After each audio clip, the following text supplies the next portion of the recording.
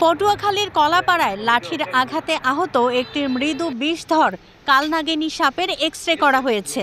স্থানীয় স্বেচ্ছাসেবী সংগঠন অ্যানিমেল লাভার্স অফ পটুয়াখালীর সদস্যরা উদ্ধার করে এটি চিকিৎসার উদ্যোগ নেন। বুধবার ৯ জুলাই রাত ৯টার দিকে কলাপাড়ার একটি বেসরকারি ক্লিনিকে সাপটিকে নেওয়া হয়।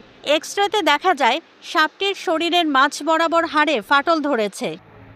এর আগে সকালে পার্শ্ববর্তী আমতলী উপজেলার পূজাখোলা দফাদার বাড়ি সংলগ্ন এলাকা থেকে সাপটি উদ্ধার করা হয়। আমগাছ থেকে নেমে এলে স্থানীয়রা ভয় পেয়ে লাঠি দিয়ে পিটিয়ে মারার চেষ্টা করে। তখন অ্যানিমেল লাভার্স এর সদস্য মোহাম্মদ বায়েজিদ দফাদার সাপটিকে গুরুতর আহত অবস্থায় উদ্ধার করেন। উদ্ধারকারী বায়েজিদ দফাদার বলেন, মানুষ এখনও সাপ দেখলেই মারতে উদ্যত হয়। তারা জানে না সাপ প্রকৃতির ভারসাম্য রক্ষাকারী। এই মানসিকতা বদলাতে সচেতনতা জরুরি। সাপটির দৈর্ঘ্য প্রায় ৩ ফুট। শরীরে সবুজ, লাল ও কালো ডোরাকাটা দাগ রয়েছে। অ্যানিমেল লাভার্স কলাপাড়া শাখার টিম লিডার বায়েজিদ আহসান বলেন, কলাপাড়া উপজেলা সহকারী কমিশনার ইয়াসিন সাদিকের সহায়তায় সাপটিকে এক্স-রে করানো হয়েছে। চিকিৎসকের পরামর্শ অনুযায়ী সাপটিকে ঢাকার ভেটেরিনারি সার্জনের কাছে পাঠানো হবে উন্নত চিকিৎসার জন্য। সাপটি একটি হচ্ছে কালনাগিনী মৃত্যু বিষধর, যা পরিবেশের জন্য খুব উপকারী।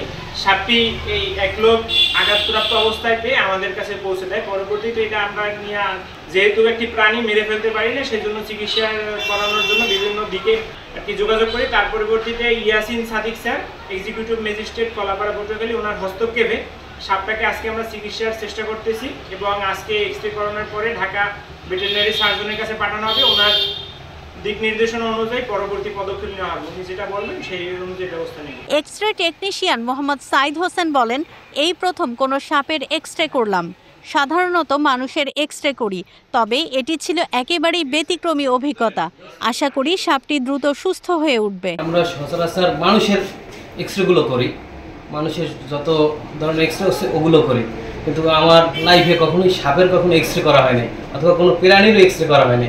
তাই অ্যানিমেল লাভার্স অফ পটুয়াখালীর এক ভাই বাইজিৎ উনি সাপ নিয়ে আসছে একটা। এই সাপটা আমরা কখনো দেখিও নাই, এই প্রজাতির সাপ। তারপরে এই সাপটার এক্স-রে করলাম। এক্স-রে করার পরে এটার মধ্যবর্তী জায়গায় একটা ফ্র্যাকচার ধরা পড়ছে, ঠিক আছে, মানে ভাঙছে। ওয়ালটন এখন দেশের সীমানা পেরিয়ে পৌঁছে গিয়েছে 50টিরও বেশি দেশে। ওয়ালটন, ঘরে ঘরে, বিশ্বজুড়ে।